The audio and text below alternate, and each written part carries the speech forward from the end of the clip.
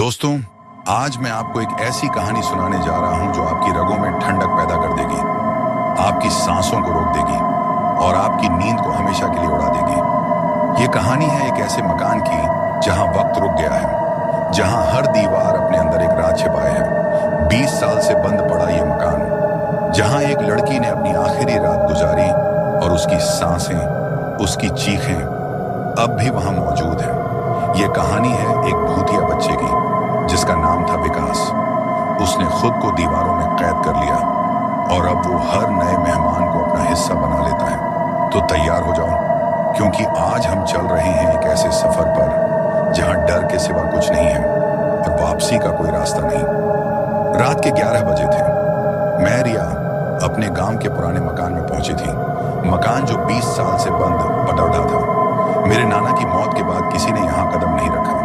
चारों तरफ धूल, टूटी दीवारें और एक अजीब सा सन्नाटा। मैंने सोचा एक रात रुककर सुबह चली जाऊंगी। मैंने अपनी गाड़ी मकान के बाहर खड़ा दी की और उस भारी लोहे के गेट को धक्का देकर खोला।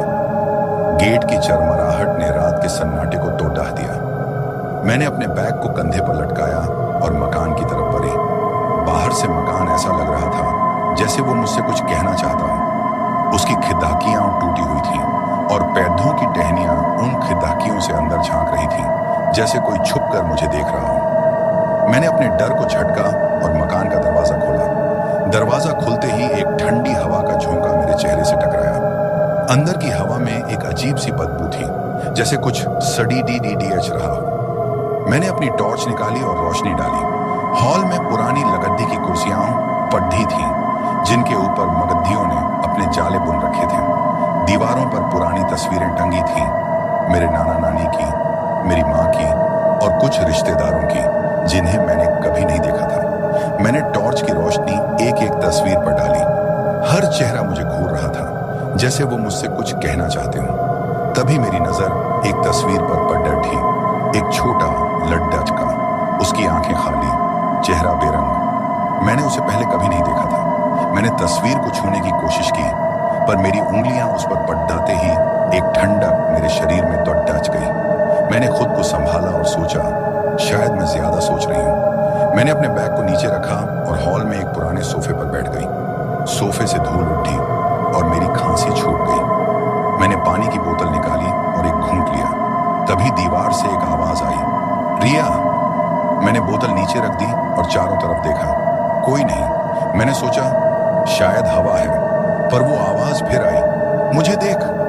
मैंने दीवार की तरफ देखा। तस्वीर में वो लड़का अब मुस्कुरा रहा था। उसकी आंखें अब लाल थीं, जैसे उनमें खून भरा हो। मैंने तस्वीर उतारने की कोशिश की, पर वो दीवार से चिपक गई। मैंने जोर लगाया और तस्वीर नहीं हिली और फिर दीवार हिलने लगी। मैं पीछे हटी।